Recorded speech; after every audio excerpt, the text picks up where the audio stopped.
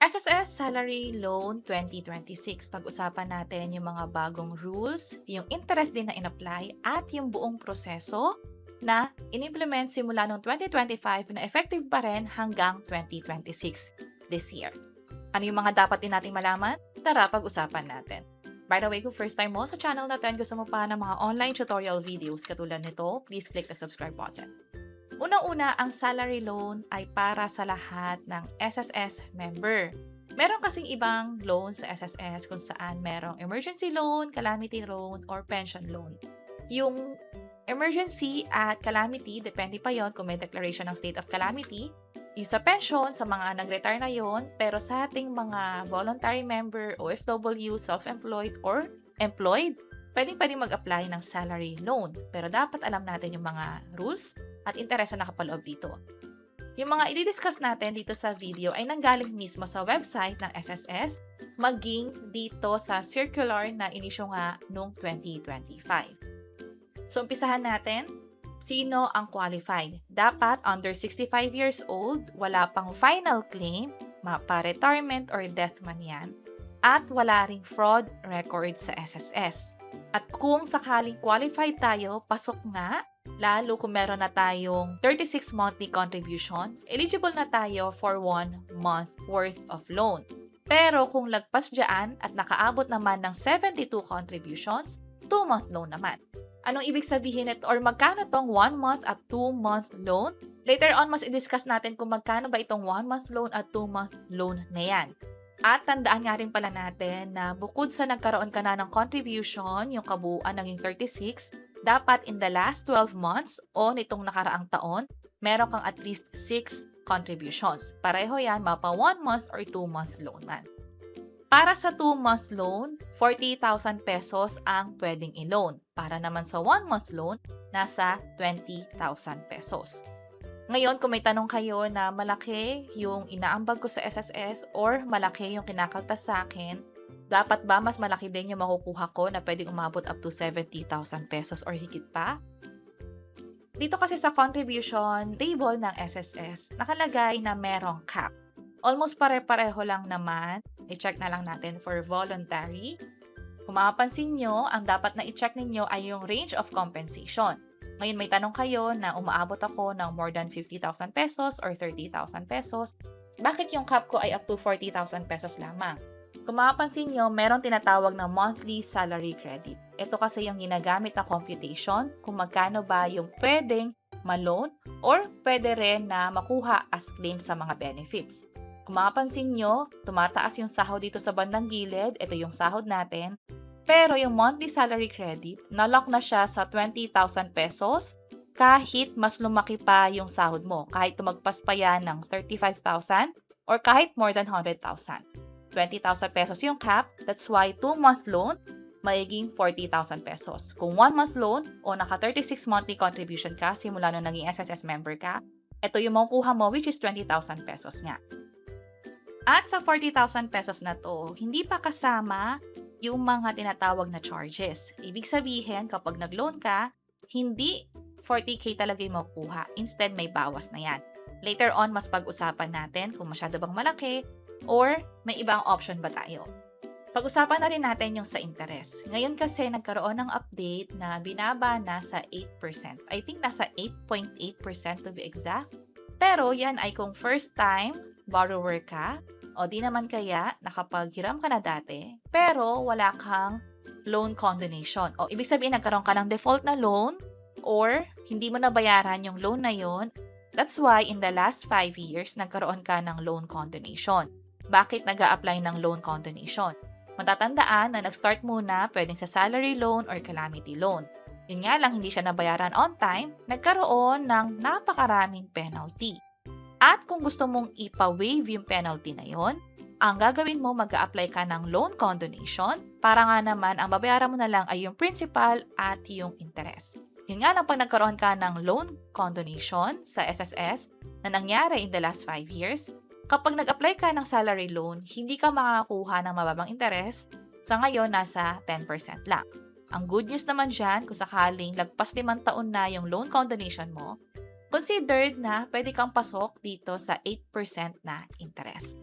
Ngayon pag-usapan natin yung proseso. Overview lamang ito, pero mamaya yung step by step. Dapat meron kang SSS online account. Meron kaming ginawang hiwalay na tutorial video kung paano nga ba ito gawin. And then pupunta na sa loans, i-make sure lang na meron kang disbursement account or bank account. Para saan ito? Hindi na kasi nag-i-issue ng cheque ang SSS. Magka-transfer na lang ng pera doon sa bank account mo na siyang in-enroll mo sa SSS as disbursement account. And then, basahin mo na lang yung disclosure kung saan nakalagay, kung kailan ka dapat magbayad, merong penalty doon, magkano rin yung mga interest. And finally, maghihintay ka na lang ng notification kapag nasubmit mo na sa SSS yung pinaka-loan. Lahat to online, pwedeng gawin sa cellphone or computer mo, hindi na kailangan pumunta sa SSS branch. Pero bago mo to gawin, siguraduhin na updated yung contact information mo, yung cellphone at email address. And dahil nga pinag-uusapan na rin natin yung loan, isingit na rin natin na just in case na kailangan ka ulit ng salary loan, mas pinaiksi na yung waiting time. Ibig sabihin, kapag nabayaran mo na yung loan mo, and after 6 months, pwede ka na ulit makapaghiram sa SSS. Yan ay kung walang past due loan or nabayaran on time yung last 3 amortizations. At katulad din ng nasabi ko kanina, merong iba pang loan sa SSS, calamity loan or salary loan. Ito yung isang option pa natin na just in case na nag-apply tayo ng salary loan at nagkaroon ng declaration ng state of calamity kung saan ka nakatira o kung saan ka nagkatrabaho, pwede ka mag-apply ng another loan which is calamity loan naman. Kung magkano yung maximum, pwedeng 20,000 dito naman 40,000 pesos, yun ang pwede mo makuha. Hindi ibabawas yung na-loan mo na sa kabila dito sa bagong ilo-loan mo. Magkahiwalay na magkahiwalay ito. Pag-usapan na rin natin para sa mga empleyado kasi sa inyo may extra step pa. Kanina, ito yung nasabi ko. Normally, kapag voluntary, self-employed, or OFW, hindi na kailangan ng certification ng pinagkatrabahuhan ninyo. Pero kapag empleyado ka nga, kailangan i-inform mo yung HR or yung boss mo na nag-apply ka ng loan sa SSS. Meron silang 3 working days para i-certify yung loan application mo. Kapag hindi yun na-certify, mag-expire yung application, kailangan mo ulitin yung pag-apply online. At ito naman yung na-mention natin kanina, saan papasok yung pera, pwedeng sa UMID ATM natin or sa RCBC card na nakuha sa SSS or di naman kaya sa mga in-enroll na disbursement account sa SSS, Mapa BPI, Land Bank, BDO at marami pang iba. Also, kapag nag-apply tayo ng loan, kapag na-approve na ito, bibigyan tayo ng grace period. Ibig sabihin, hindi kailangan agad bayaran. Kunwari, nag-loan tayo ngayong buwan, next month ba babayaran na kaagad? Hindi, maghihintay pa ng pwedeng 2 buwan o 3 buwan. Mamaya ipakita ko sa inyo yung detalye kung saan madadouble check iyan. By the way, sa pagbayad nga pala nito, sa mga empleyado, automatically ide-deduct ito sa sahod ninyo. Para sa mga voluntary, self-employed, non-working spouse, or OFW, mag-generate ng PRN, which is pinakita rin natin sa hiwalay na video. Reminder lang din pala na kung empleyado kayo or nagbayad kayo online, dapat i-check din ninyo kung nag-reflect ba sa SSS online account inyo yung payment. Baka kasi mamaya hindi nag-reflect, ang mangyayari ay pwedeng malate kasi nga hindi nalaman ng SSS na nakapagbayad na pala kayo at pwedeng magkaroon ng penalty. So, i-summarize lang natin lahat para maging eligible ka. Dapat meron kang contributions na at least 36 monthly contribution. Yung 6 doon nangyari in the last 12 months. Pwede kang makakuha ng up to 40,000 pesos. 8% yung pwedeng pinakamababang interest at pwede itong i-renew after 6 months. Ang buong proseso ay gagawin online lang. Sa pag-usapan natin yung actual na step-by-step guide, ito yung halimbawa ng SSS online account, yung dashboard. Dito nyo rin malalaman kung pumapasok na ba yung mga contribution ninyo o yung binabayaran ninyong loan. That's why kanina sinabi ko, kung nakapagbayad na kayo o kinaltasan kayo sa sahod ninyo ng payment para sa loan, ito-double check nyo yan dito sa mismong website. Pero for now, i-check natin kung paano nga ba mag-apply. Pumunta sa sss.gov.ph, pwede itong i-access sa computer or sa cellphone mo. And then, pumunta lang dito sa Create My SSS Account or Login. I-tap itong Login, i-enter ang user ID and password. Para magkaroon ng user ID and password, kailangan mag-register ng hiwalay. I-click itong Create Now at i-submit lahat ng information at requirements na hihingin nila. Ulitin ko lang na meron tayong ginawang hiwalay na tutorial video tungkol dito. Kung may mga katanungan, possible na na-cover namin yon sa hiwalay na video. Pero kung meron ng account, click na lang sign in at i-enter ang OTP na pwedeng ma-receive via SMS or text o di naman kaya ay time-based password. Yung time-based password, hindi na kailangan maghintay ng text from SSS. Instead, sa Google Authenticator, pwede nang makapag-generate ng code. Napaka-applicable nito, lalo kung hirap kayo sa signal, ibig sabihin hindi agad nakaka-receive ng text o di naman kaya ay nasa ibang lugar kayo o hindi nyo na ma-access yung phone ninyo. Meron tayong ginawang hiwalan yung tutorial video, pwede nyo i-check yung page or channel namin. Again, na-enter na natin yung code at ito na yung pinaka-account natin. Andito yung contributions, maging yung sa mga loan sa bandang baba. Ang pinaka-kailangan gawin ay itong 3 lines. Ma-access yung menu dito. Punta tayo sa loans. Ganito yung itsura niya sa computer. Pwedeng salary, calamity, pension, or condonation. Sa atin, salary loan ang i-apply natin. Ito naman yung view kapag cellphone ang gamit. 4 na steps yung pagdadaanan. Napakadali na lang nito. Parang more on tap na lang. Hindi na kailangan mag-provide ng mga information. I-scroll down lang ito, makikita yung loanable amount. Andito rin yung disbursement bank na na-enroll na natin dati. Ngayon, kung wala pa kayong disbursement bank, nagkaka-error kayo dito kasi wala pa raw kayong bank account na naka-enroll dito nga sa SSS, pumunta lang ulit dito sa menu and then Services Disbursement Account. From there, pwede nang mag-enroll. Kapag nakapag-enroll na, pwede nang mag-loan. By the way, yung sa pag-loan, pwedeng baguhin yung amount. Pwedeng mas mababa doon sa loanable amount ninyo. Pero sa atin, try natin yung 40,000 pesos. Click natin tong next. Step 2 na tayo, disclosure. Dito yung sinasabi ko na malalaman ninyo kung kailan ba kayo dapat magbayad para nga naman maiwasan na rin yung penalty. So, pwede nyo itong i-download para may kopya kayo. Ganito yung pinakamayiging itsura niya.